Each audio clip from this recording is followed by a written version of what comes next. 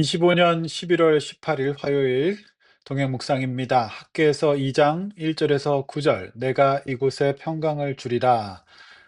제목의 말씀입니다. 성도 여러분, 어제부터 용인 동행교회는 새벽 6시 예배당에 모여 새벽길 동행이라는 이름으로 새벽 기도회를 시작했습니다. 오늘도 동행 묵상 말씀을 듣고 교회와 각자의 기도 제목을 가지고 하나님 앞에 집중적으로 기도하는 시간을 가질 것입니다. 하루를 시작하는 이 새벽, 새벽길에 동행하시는 하나님의 은혜가 모든 성도님들에게 충만하시기를 주님의 이름으로 축원합니다. 구약 학개서 말씀은 짧지만 우리가 처한 현실 속에서 영육 간의 성전, 즉 온전한 믿음의 회복과 무너진 삶의 현장을 일으키려고 하나님 앞에 몸부림쳐 기도하고 말씀 붙잡는 성도에게 큰 위로와 소망이 되는 귀한 말씀입니다. 어제 본문에서 이스라엘 백성들은 그저 자신과 육신의 안녕만을 추구하는 편박한 집에 살면서 하나님의 성전에는 관심이 없었기에 먹어도 배가 고프고 입어도 추우며 아무리 많이 벌어도 구멍 뚫린 주머니처럼 채워주지 않는 삶을 살게 된다고 말씀드렸습니다. 오늘은 학교에서 2장 말씀을 통하여 하나님께서 이 새벽에 저와 여러분들에게 어떤 위로와 용기의 말씀을 주실까요? 말씀 보겠습니다. 첫 번째 문단 1절에서 3절까지 나눠봅니다. 스스로 보잘것없다고 여길 때 우리는 기도해야 됩니다. 1절 일곱째 달 그 달 20일에 여호와의 말씀이 선지자 학개에게 임합니다. 그렇습니다. 영적인 도전과 변화는 부어주시는 하나님의 때에 임합니다. 본문은 그 날짜를 지정함으로써 은혜를 부어주시는 하나님께서 이 모든 과정을 주도하신다는 것을 말씀하고 있습니다. 세상 만사 다 때가 있습니다. 특히 하나님은 우리 개인뿐만 아니라 우리 공동체의 모든 때를 주관하십니다. 그러므로 우리는 그 때를 우리가 정하거나 주도하려고 할 수 없습니다. 하나님의 때를 믿고 잘 인내하며 순종해야 합니다. 누군가 변화와 구원을 위하여 기도하고 계십니까? 누군가의 변화와 구원을 위해서 사모하며 간절히 부르짖고 계십니까? 하나님께서 반드시 정확한 우리가 헤아릴 수 없는 그 때에 일하실 것을 믿으시기를 바랍니다. 2절 말씀 봅니다. 너는 스알디엘의 아들 유다 총독 스루바벨과 여호사닥의 아들 대제사장 여호수아에게 남은 백성에게 말하라 이렇게 기록하고 있습니다. 이 말씀은 선지자 학개가 이스라엘의 리더들과 백성들에게 3절 말씀처럼 도전하라는 것입니다. 너희가 이 성전에서 이전의 영광을 본 사람이 있느냐? 멸망하기 전에 그 찬란했던 영광을 본 사람이 있느냐? 그런데 지금 너희가 볼 때 이 성전이 너희 눈에 보잘것이 없지 않느냐는 도전입니다. 그렇습니다. 예루살렘 성전은 지금 보잘것없어 보입니다. 바벨론과 페르시아의 포로 생활에 익숙해진 그들은 극히 일부가 예루살렘으로 귀환했고 이전의 예루살렘 성전과는 비교할 수도 없는 너무나도 초라하고 보잘것없는 형편의 성전이었습니다. 하나님의 영광에 걸맞아 보이지 않는 보잘것없는 성전을 너희 눈으로 보고 있느냐는 거지요. 성도 여러분, 우리가 속한 공동체는 우리의 눈으로 볼 때 어떻습니까? 영광스럽습니까? 보잘것없어 보입니까? 현실은 오늘 본문의 예루살렘 성전처럼 보잘것없어 보일 수도 있습니다. 어 성전의 개념을 확장해 보면 여러분의 삶이 여러분의 몸이 성전이잖아요. 여러분의 가정도 성전입니다. 또 여러분의 직장도 성전일 수 있거든요. 여러분 이런 모든 것들이 어떻게 보이십니까? 여러분의 자녀와 여러분의 일과 사업과 건강은 어떻습니까? 또 여러분의 인격은 어떠십니까? 그렇습니다. 예전에는 영광스러웠지만 지금은 보잘것없어 보일 수 있습니다.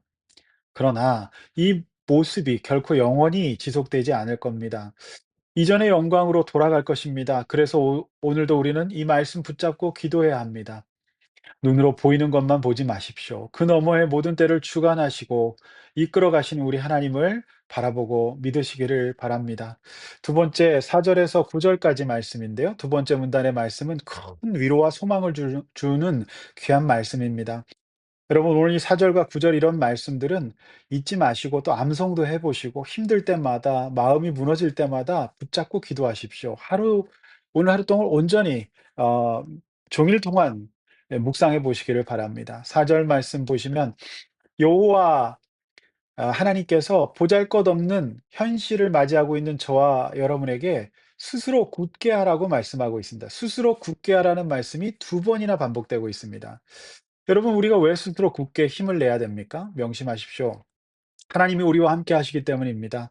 그분은 가장 강하신 만군의 여호와십니다. 그분이 우리와 함께 하십니다. 그리고 이 세상의 모든 권세와 주인이십니다. 그분 앞에서 우리는 굳셀 수 있습니다. 주님 앞에서만 굳셀 수 있습니다. 5절, 스스로 굳셀 수 있는 근거가 하나님의 약속의 말씀이기 때문입니다. 언약의 말씀이죠. 그리고 하나님은 그 말씀과 기도로, 그 믿음으로 붙잡고 기도하는 저와 여러분들에게 영을 계속해서 부어 주실 겁니다. 그래서 두려워하지 않을 수 있는 겁니다.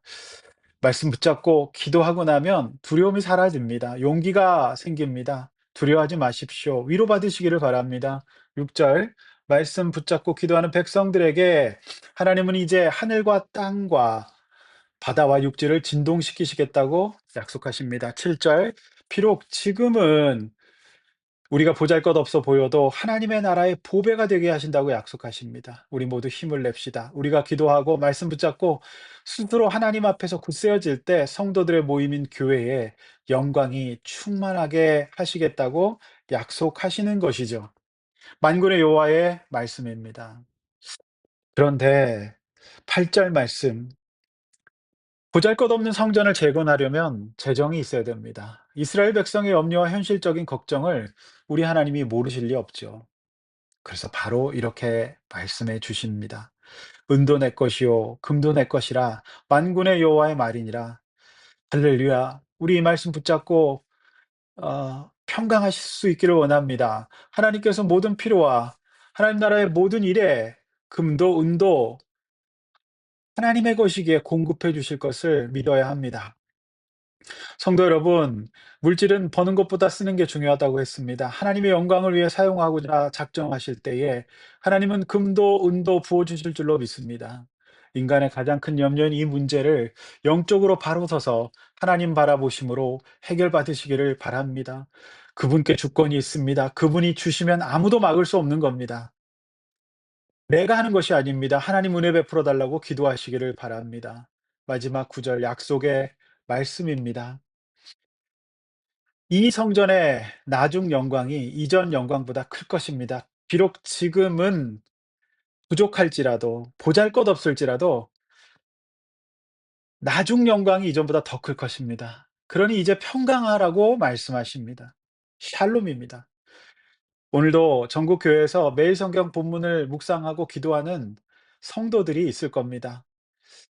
그들도 이 말씀 듣고 기도하지 않겠습니까? 주님의 몸 된 교회를 위해 기도할 때 이 말씀을 붙잡고 기도할 것입니다. 하나님의 영광을 점점 잃어가고 있는 한국 교회에, 그리고 우리 용인 동행교회에 이전 영광보다 더 큰 영광을 주실 줄로 믿습니다. 우리 이 말씀 잊지 맙시다. 그리고 이제 이 말씀 붙들고 간절히 기도합시다. 그때 저와 여러분 모두에게 하나님의 평강, 샬롬을 허락해 주실 줄로 믿습니다. 기도하겠습니다. 하나님 아버지 감사합니다. 오늘도 말씀으로 하루를 시작합니다. 이 말씀 붙잡고 기도합니다. 하나님 아버지, 우리 모든 성도님들의 육신과 가정이 성전인데, 아버지 하나님, 이곳에 은과 금을 부어 주시고 하나님 이전 영광보다 더 큰 나중 영광을 허락하여 주실 줄로 믿습니다. 낙심하지 말게 하시고 평강하게 하시고 하나님 말씀 붙들고 스스로 강하게 하여서 아버지 하나님 다른 생각하지 말고 말씀 하나 딱 붙들고 간절히 기도함으로 평강 누리게 하여 주시옵소서. 예수님의 이름으로 기도하옵나이다. 아멘.